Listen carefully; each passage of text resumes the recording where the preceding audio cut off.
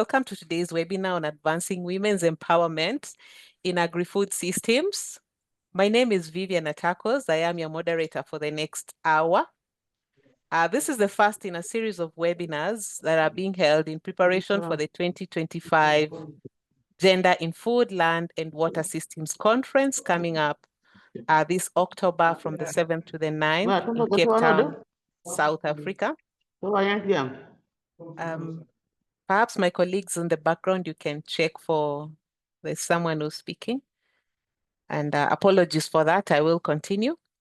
So this is the first in a series of webinars we are holding in preparation for the 2025 Gender in Food, Land and Water Systems Conference. Whether you're planning to attend this conference in person or to listen in on the sidelines, this pre-conference webinar series will offer you diverse perspectives on fostering gender equality and social inclusion in agri-food systems. The webinar series convenes academics, policymakers, donors, civil society, and will bring to you rich discussions around the conference themes, providing a valuable glimpse into the exchanges anticipated at the upcoming conference. For detailed information on the conference themes and objectives, please visit the official conference page, and my colleagues will put the link in the chat box. So as I mentioned today, our topic is advancing women's empowerment in agri-food systems. We may already know that women's empowerment is both a goal and a driver of just transformation in food, land, and water systems, and that empowering women is key to unlocking their potential and advancing gender equality. So as we move on with this discussion, allow me to introduce our subject matter experts. Please take note that this webinar is being recorded, so by being here, we take it that you are consenting to being in this meeting and that the recording is ongoing and will be shared later. So our subject matter experts today, we have Diana Lopez, who is Senior Scientist, Gender and Impact Assessment with the CGIAR Gender Impact Platform. We also have Ranjita Puskar, who is the Gender Research Coordinator at the International Rice Research Institute, IRI. And then we have Nana Amoa, who's the Director, Gender, Youth and Inclusiveness at the Alliance for Green Revolution in Africa. As your moderator, my name is Vivian Atakos, and I'm part of the conference organizing team. We'll get started right away. So first question to my speakers, I hope you can see them on the screen. Diana, probably you will get us started. Why is women's empowerment in agriculture so important? Over to you. Thank you so much, Vivian, and thank you everyone for joining today's webinar. So I want to give my answer based on your last statement about, seeing women's empowerment not only a driver to sort of like improve food security, productivity in the agricultural sector, but also as a goal in itself. And the reason why it's important is that I think most of us who are here today, we know that there are huge gender gaps in the agricultural sector, right? Women have less access to resources, right?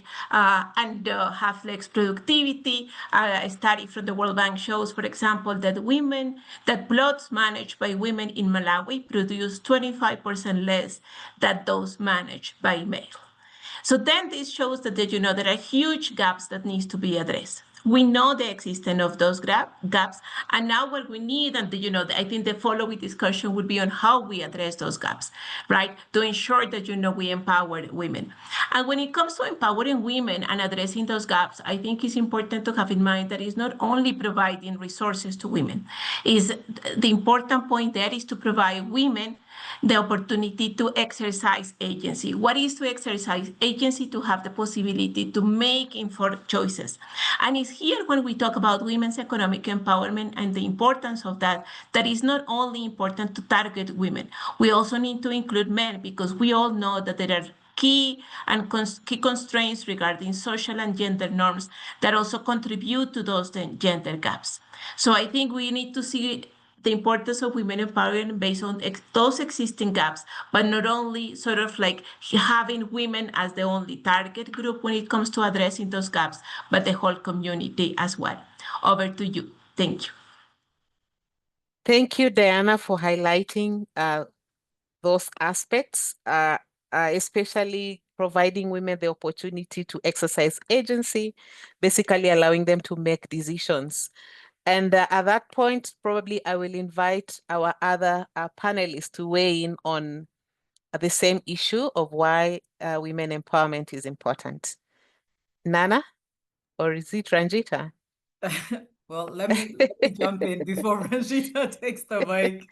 But thank you so much, Vivian, and thanks to the CG colleagues for setting this up, even if it's just, you know, in the roadmap towards the conference. And I think Diana highlighted a number of things. And if there's one aspect that I will compliment her response on is to say, in as much as we see the gaps that have been entrenched and further I'll say amplified with, you know, gaps in investment in women's economic empowerment, I think it's important that we also highlight that there have been some wins and there have been some gains. And within those gains, knowing that women make up so much of the labor force, as well as the innovation in agri-food systems, there are just that many barriers that still exist. So why is women's economic empowerment important? It's because we need to tackle those intrinsic, whether it's legal, cultural, institutional hurdles that limit women's participation in agri-food systems to build a solid and inclusive economic base for growth. And I think for me, we can't talk about economic growth, economic empowerment without zeroing into the issues that women face and addressing those issues to be able to build an inclusive and resilient food system. So I think that's what I would at least compliment to Diana's response. I don't know, Rajita, if there's anything we've missed that you want to chime in on. No, absolutely not. I mean, it's like now, how do I follow those two responses? I think basically you've said everything. Let me just see if I can put some numbers from the evidence that we've been looking at. So I think for me, the question is not whether we should empower women in agriculture or why is that important. I think the question is how can we afford to not empower them, you know? See, imagine you're putting half of your workforce in agriculture, more than half in some places, but we are watching them operate at 24% lower productivity just because they don't have access to equal access to land, credit, education, all that stuff that you were saying. So that isn't just unfair, it's profoundly costly to this world. By doing that, the global output, the agricultural output is going down by up to 4%. The number estimates say the GDP is lower by approximately 1 trillion US dollars per year by not empowering women or allowing those gender gaps to persist. And as a result, some 45 million people are food insecure. And then you have regional level evidence as well. I mean, for example, if you look at South Asia, 60% of the agricultural labor force is women. And if only we eliminated these gender inequalities, these gaps, just as an example, India's GDP could go up by more than 25%, almost 27%, they say. So, and when climate change is upon us, we are watching the negative impacts day after day, only intensifying.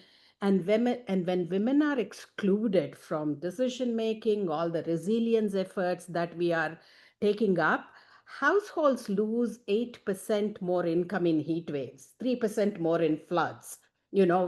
Agriculture has feminized. So in a lot of parts. So we are losing an awful lot. This is costing us billions annually and undermining climate adaptation, mitigation, etc.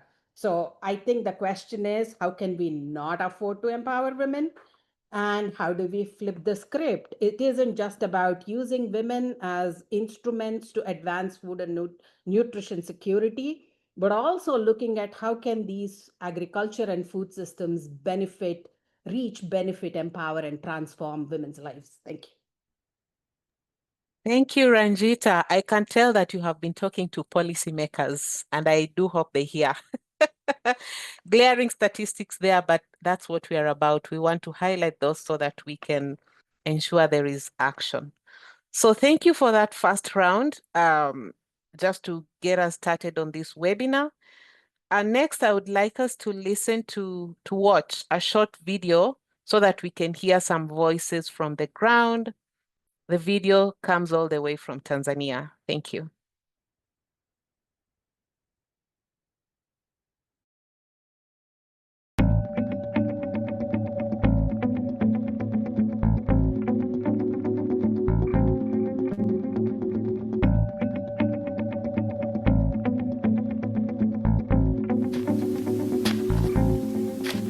Mimi shughuli zangu ambazo nashughulika nazo katika kaya yangu ni kilimo cha muhogo. Changamoto ambazo nakutana nazo kama mwanamke, tukilima kwa pamoja na mme pamoja na familia, mimi sipewi kipaumbele kusimamia kwa mapato. Tunalima, tukishamaliza kulima tunapanda, tukishamaliza kupanda tunapalia, tunakuvuna. Lakini sio changamoto yetu kubwa ni mbegu bora. Nikimshirikisha mume wangu ili unichukue mkopo, anakataa. Kwa sababu mimi similiki ardhi. Gender norms contribute to development challenge in that they dictate and reinforce social inequalities. For example, our recent study found that norms like it is inappropriate for women to own agricultural land, or it is inappropriate for women to take loans or make important decisions about whether to use cassava technologies or cassava good agronomic practices. As a result, we found that women's abilities to make these important decisions is lower compared to that of men. And also, their participation in cassava as a business is also constrained just because of these restrictive norms.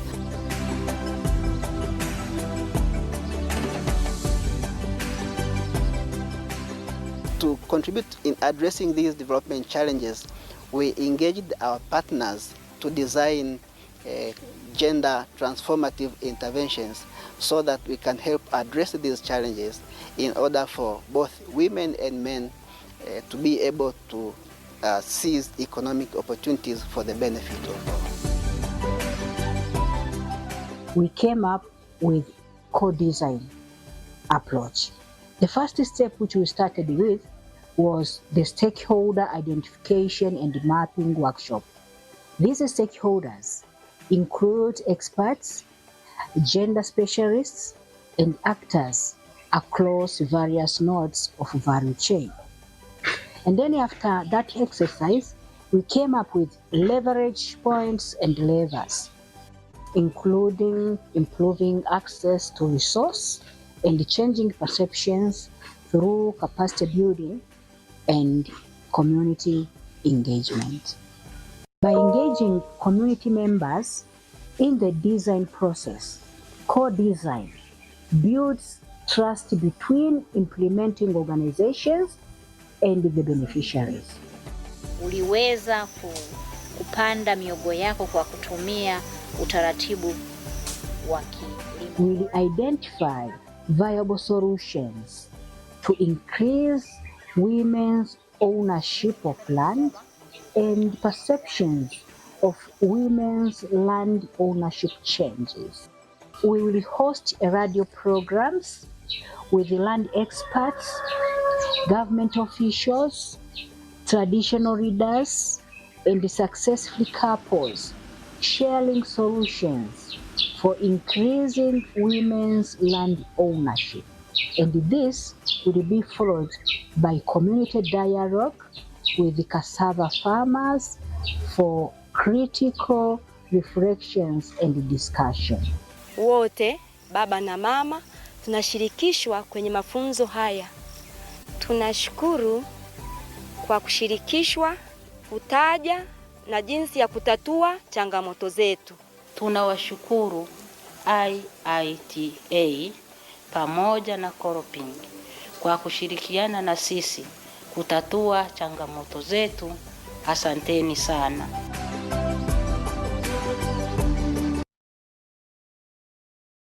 Great, thank you. I do hope you are able to grasp something. It was mostly in Swahili, but there were English translations. So we will continue with our conversation. If we have a link to that video, you can also put it in the chat and colleagues will be able to watch it after the webinar. So we continue with the conversation. And now I want to turn to Nana, whom, as we know, is with the AGRA, the Alliance for Green Revolution in Africa. And Nana, please help us understand, how do we make women's empowerment interventions a systems-wide approach? Vivian, that's a question that keeps me, as well as most of my team, up at night. You know that interview question where they ask you, what keeps you up at night? It's one of the ones that keeps us up at night, because it's one of the assumptions that we underpin a lot of our systems transformation approaches at AGRA. And as you know, where we sit as a systems transformation catalyst, we endeavor to work with government as well as technical institution, research, R&D, especially private sector, just to bring the agriculture focus transformation together. And I think when we zero down and I guess narrow down rather into the conversation around gender, women's economic empowerment, I think one of the things that comes out for us is we've had a number of years of implementing programs that address empowerment or maybe barriers specific to women. And I think I'll say this from a place of saying those have had their benefits, and we've seen gains as well. But to be able to take that from one level to transform the entire system would mean a number of actions that we need to take. Some of them not dependent on one specific organization. And I think for AGRA, that's one of the things that we embed in our approaches, that we have to identify partners that we can work with to drive the systems, the systems change, systems-wide transformation. So the first thing that we're seeing is having the ability to integrate the theme and topic of gender, women's empowerment across the agri-food system space, but also across other sectors that are contributing to the transformation within agri-food. And I think we see a lot of that across health, particularly when it's linked to nutrition. We see that across finance when it comes to investments in agricultural models and innovations and research as well. And of course, most importantly, governance within both national level, but even below that, so community level, and then of course, regional and continental. I think one of the things we're seeing change and evolve is the ability for governments to even take on an approach around gender-based budgeting, whether there is that possibility to allocate specific markets to whether it's women farmers or women businesses. So for us, it's also looking at that level of intentionality in how we're designing some national programs, but also ensuring that the coordination across the various sectors is looking at gender integration, women's empowerment as a cross-cutting theme. I think beyond that as well for us is what we've seen is going beyond gender disaggregated data.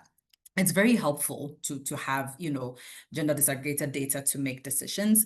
But I think Ranjita pointed to this as well. We're looking for a transformation that goes beyond reaching women. We want to ensure that whatever interventions we're rolling out are benefiting the woman, that the women are being transformed, and they're also seeing the level of empowerment. And that needs to then translate into building an investment case at either a national level, regional level, continental level. I think the second component or the second recommendation from where we intervene as AGRA is also being able to institutionalize the level of accountability. So I'll take the case of policy at the continental level. I think we're all familiar with the CAADP. And over the last 10 years, so prior to the Kampala Declaration, we saw that some of the gaps within the CAADP and the National Ag Investment Plans, as well as the Regional Ag Investment Plans, did not take into consideration gender dynamics or the barriers that affect women, specifically in the agri-food system space. So being able to adopt a framework, which was done at the Kampala, at Kampala earlier this year, adopting frameworks where there's a very clear commitment to equitable distribution of resources for both women and men, are some of the things that we're seeing help us, both institutions, but also governments, to be accountable for some of the approaches that we're driving at to address issues that affect women across agri-food system space. I think the ability, so again, going beyond individual siloed programming, is bringing together a coordination mechanism where both the donor partners, but also technical partners, are able to leverage their, I'll say, strengths in addressing issues that women face across access, affordability, and utilization of productive assets in the agri-food system space. I think it helps us to ensure that the partnerships are leveraging the opportunities in the space, but also that we as institutions like AGRA are supporting grassroots movements and women-led organizations that support women's economic empowerment. And I think for me, maybe if there's one last thing I'll highlight, I'll say being able to drive systems-wide transformation when it comes to women's empowerment takes a lot of leadership. And I can't emphasize that enough to say, sometimes we have rooms where decisions are made and you'd find no woman.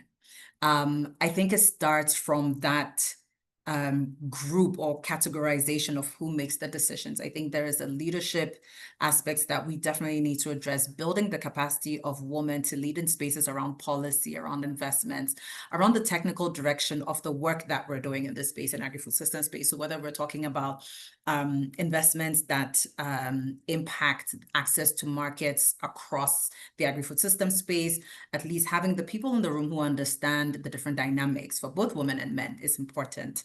I think there's also the intrinsic social and cultural norms that are then linked to a capacity building component aspect that, at least for AGRA, we've been trying to run with those approaches over the last couple of years, ensuring that the different partners we work with have the mindset to drive change for women as much as they do for men. And I think it's the point that Diana had made earlier. We're building a system to be inclusive, which means as we're empowering women, we want to make sure that we're also striking that balance for men, right? So that there isn't then an imbalance after we've provided enough support to build women and provide them with the access that they need to be able to thrive and succeed in the sector. Again, women are majority of the labor force in this sector. So not having us, I shouldn't even say them, not having us equipped with the right assets and equipment to be able to deliver on the transformation we want to see, I think is one of the things that if we don't address, will not give us systems-wide transformation, particularly around women's economic empowerment. Vivian, I hope I answered that question in not too long of a statement. You have, but I know that your co-panelists here would still want to weigh in. But I do like what you said, especially on just the focus being going beyond women, and also ensuring that, you know, the left hand knows what the right hand is doing. In most of the time, governments, you might find the Ministry of Gender is in a silo, agriculture is in a silo, but there are cross linkages. So, and of course, we always work by that mantra of do no harm. So we don't want to create imbalances. But let me leave this conversation to the experts. So Diana, do you want to weigh in on the same, or Ranjita seems ready? Over to Ranjita, so you know, like I can add, you know, for the following question. Over to you, Ranjita. I think that was a very comprehensive response, but I'm just going to echo what Nana said. I mean, as we've been saying this, right, for a while in the CG and I guess beyond, we said we often try to fix the women to fit the system that we are in. And we've said, look, it's time to fix the system, to work for the women.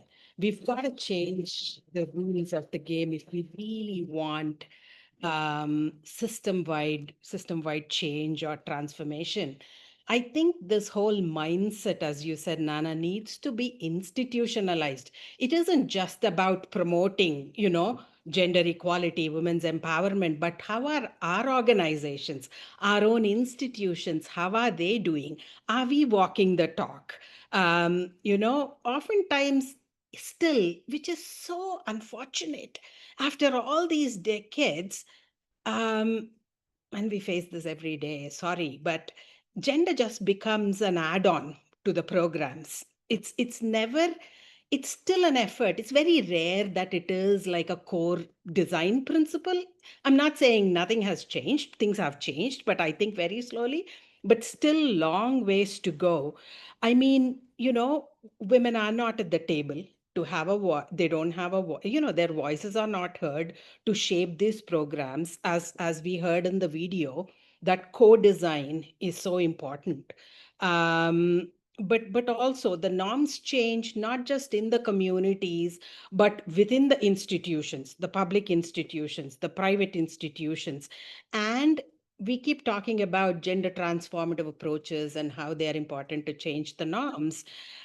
And to do that effectively, to embrace those approaches effectively in institutions, we need the right capability, the competencies and skills, which often are not, always existing or not adequate.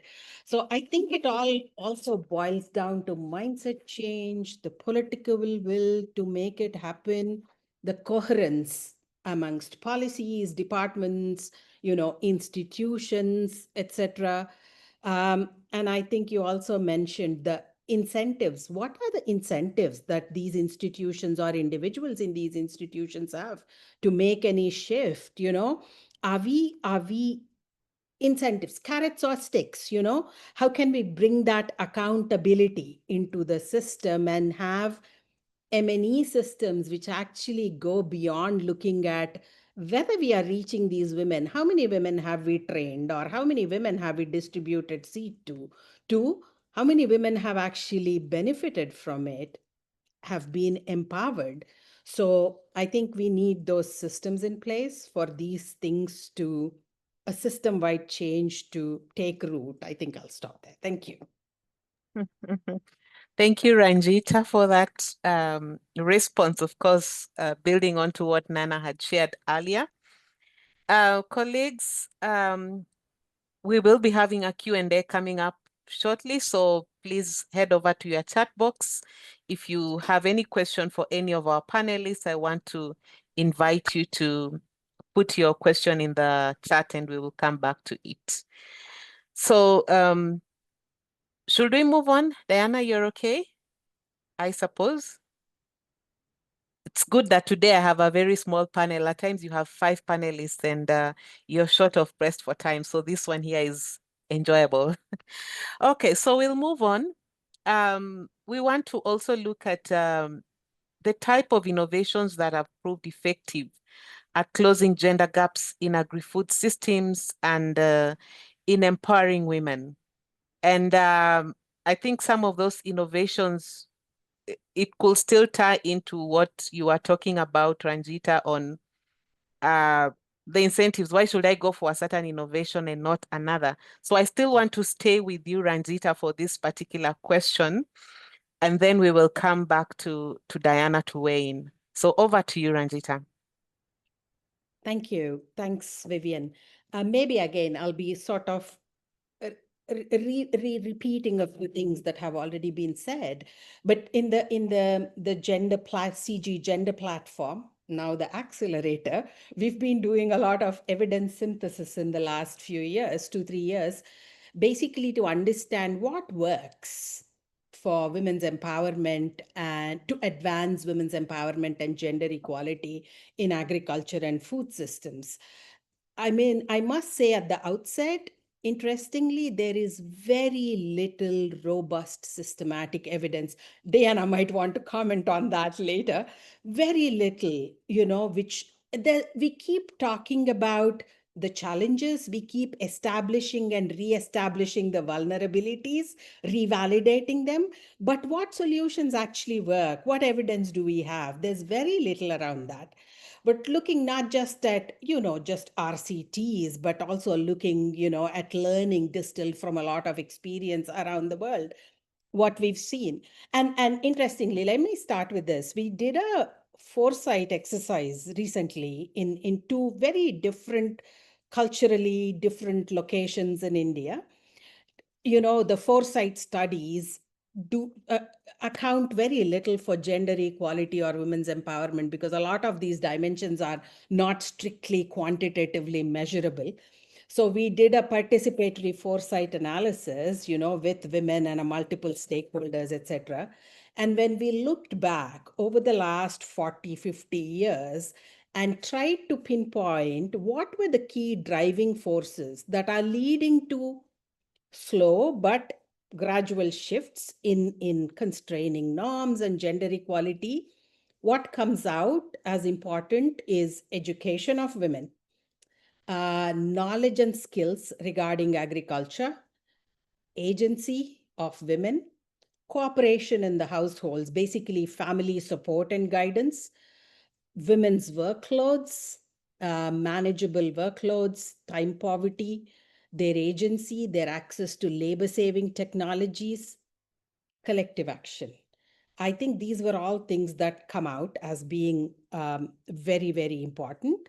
And when we also look at the broader sort of evidence, access to finance, again, after all these years, talking continuously about how access to finance is very limiting for women to engage in agriculture or agricultural enterprises. Nana would know this, the value for her program, the women to women networks. We've had the privilege of studying that pilot phase and amazing stuff. But that access to finance, we are still tinkering on the edges. We are still focused on microfinance, village savings groups, self-help groups, but we haven't still managed to mainstream women into the formal financial systems, and that's got to change. So gender lens investing, there is a business case, very compelling business case for, inclusive finance, but I think institutions need to recognize that.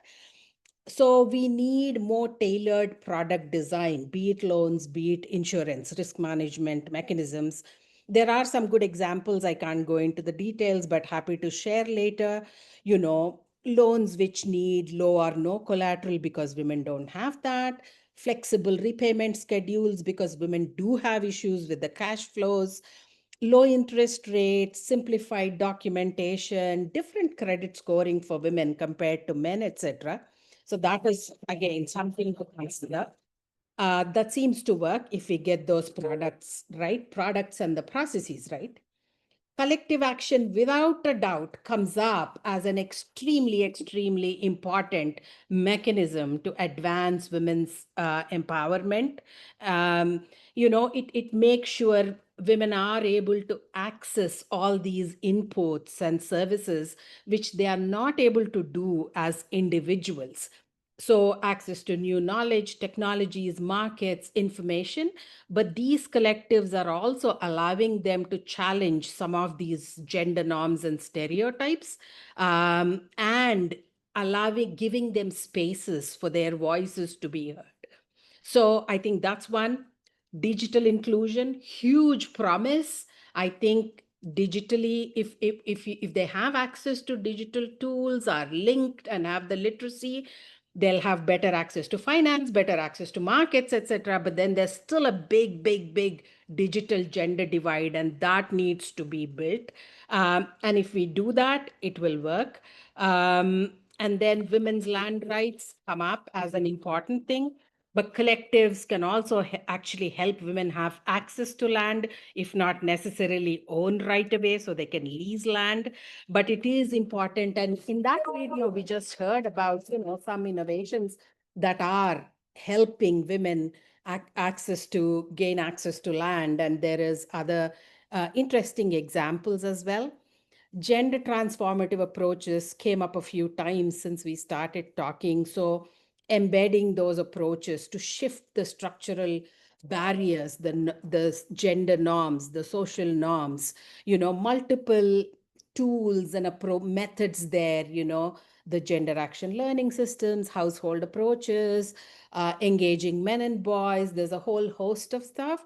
So they do have a very, very positive impact, but then one needs to, as I was saying earlier, we need capacities first and foremost within our own organizations teams to be able to design, implement, and monitor what they are leading to.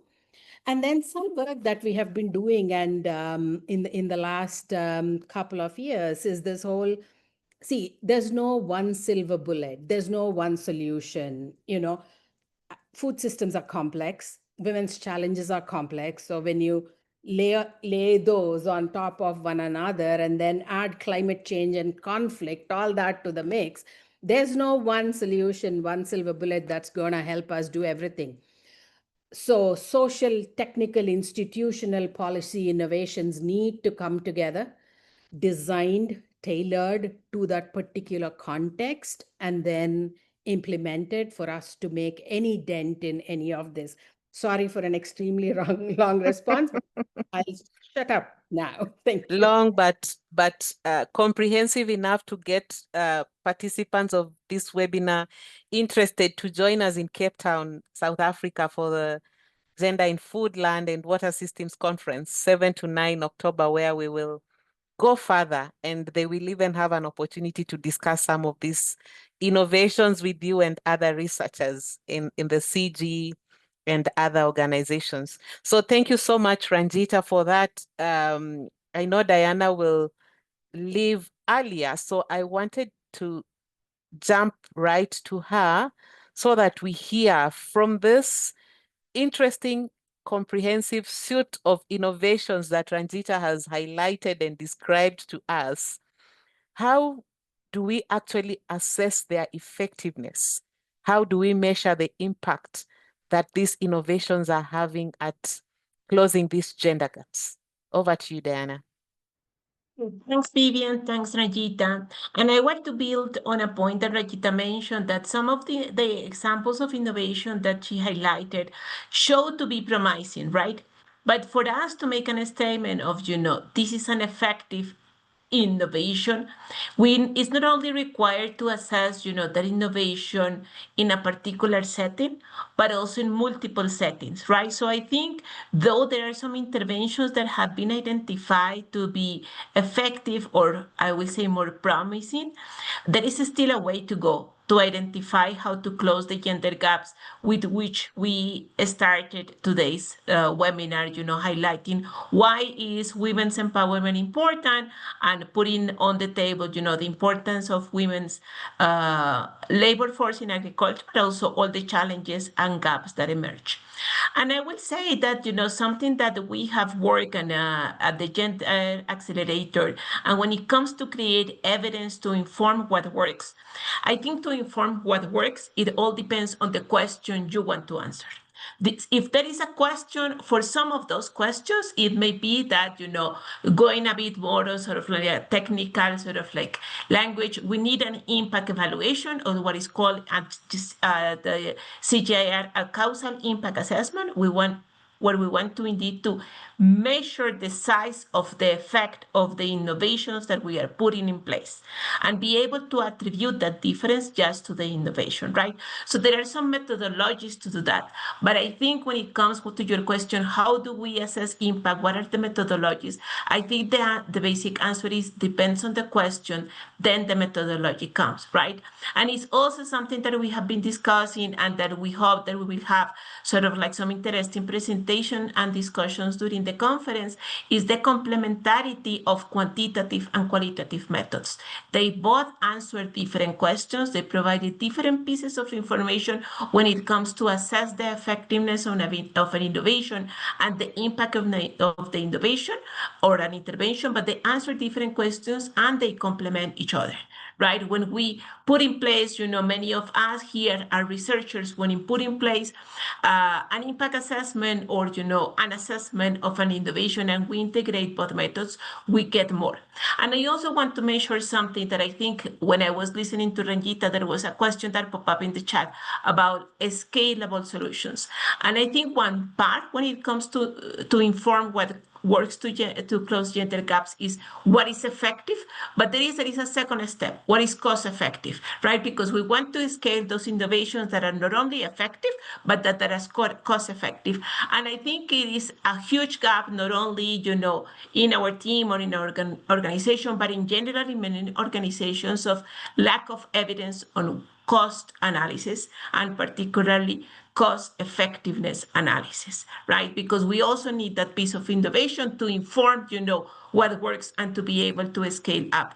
And finally, before we open to questions, and I think this links to the first question about the systems approach, is we can assess the impact of one innovation or one intervention that was created, let's say develop at CGIAR or one of the innovations that you are sort of like leading, Nana, at AGRA. But at the end, we would like to be able to aggregate and sort of like be able to provide evidence on what is the impact of all these innovations, of all this work that we are doing. So that is also sort of like a big question, is that we need to consider, how we aggregate evidence, right? How we aggregate evidence to indeed, inform this is the impact that we are having, but also these are sort of like the effective interventions. So I think all of that just to say that we hope, and following your point, Vivian, we hope that many of these type of studies trying to address these questions, though we may not have the final answer, because, it's like one sort of like contribution, but many other sort of like researchers and research organizations are contributing to this, and there is still a way to go, but we do hope to have some of these, examples and discussions over the conference. So over to you, Vivian, to open for a Q&A. Thank you. Thank you, Diana. Indeed, effective versus cost effective. But also I wanted to add a third one. Where is it needed the most? Highlighting again the work that the accelerator or the platform did on the hotspot mapping. Where are these interventions needed the most? Because we have limited resources. So indeed, we can go into the Q&A unless, Nana, you had something to add on to the issue of measurements. I did very quickly, because I know I'm also mindful of time. And I think Diana's points absolutely spot on, how we measure the collective investment and efforts around driving women's empowerment. And I think from AGRA, at least from where we sit, and Ranjita, to your point about value for her, I think we're also trying to build value for her into a systems sort of intervention entry point, right? Where we're addressing the access to finance bids, access to technology, access to women's network. But to Diana, the point that you raised, I think we have an opportunity with the CADP. As a continental-wide agriculture policy framework, I think being able to measure the impact of various countries' interventions and country investments around women's empowerment in agri-food systems is an entry point. I think we probably have an opportunity to leverage that a bit more. And I know at least at AGRA, we've been having conversations with the IFPRI team as well. And I think with the Gender Impact Accelerator, I know the name has changed from platform to accelerator, but we've been having those conversations. And I think it's about time that we try to drive the efforts in that direction, so that eventually we can give a holistic view of where the innovations are actually showing impact, where they're showing us some results, what innovations are working, what do we need to scale. So Vivian, that's what I wanted to add. And I will be quiet because I know we don't have that much time. Yeah, all good. Thank you, Nana, and thank you, Ranjita, Diana, for all those interesting remarks and also the conversation. I think the first question that came into the chat was from Muhammad. he wants to know the most significant barrier impeding women's empowerment. I don't know if we can be able to spotlight that, to sort of pull that out for him, or it could be context specific. I don't know, but maybe one of you could tackle that and how it could be effectively addressed. Maybe that will be answered context-wise. I don't know. Yes, Ranjita. Yeah, I could take a shot. And Vivian, you're very right in saying it could be very context specific. But then I think when we look at experience, evidence from, around the developing world, anywhere you see what are these challenges and barriers, all of them seem to stem from the gender norms, the structural barriers that women face. So basically we also talk about how, when we've been talking about gender gaps, give women more access to credit, give women more access to extension services, all that. Yes, that is important, but they continue to persist. Why is that? Because we are treating the symptoms, we are treating the iceberg, what we see. We have not been dealing with the root cause of that problem, those inequalities, and those are the social and gender norms. And I think we've got to start addressing those in order for us to be able to make more wider changes. Thank you. Great. Thank you, Ranjita, for that. Nana, yeah. I just wanted to really quickly, and I think the point Ranjita makes is reflective of the complexity within the gender space in economic development. And it's, for many interventions, you see us trying to address the bigger issues, the macro issues, and really the social and cultural norms are usually that underpinning challenge that, in as much as we might deploy, and I think that was the point we were also driving at, there have been gains, there have been investments, there have been opportunities that we've been able to use that have maybe moved the needle a bit.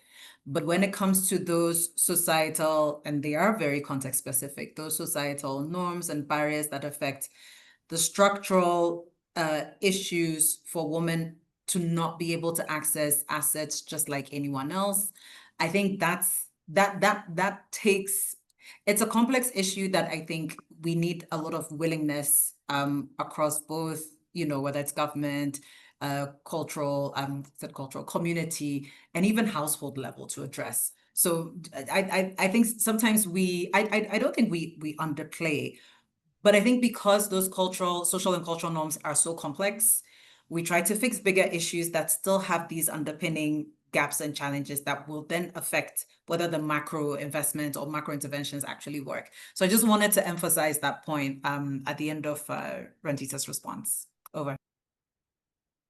Okay, great. There was a question, thank you, Nana. There was a question on navigating, I think from Edward, on navigating the complex funding. I don't know whether this is the right forum, but we also need a lot of resources to advance agricultural research for development. So probably they would want to weigh in on navigating that. Is that something any of you would want to tackle?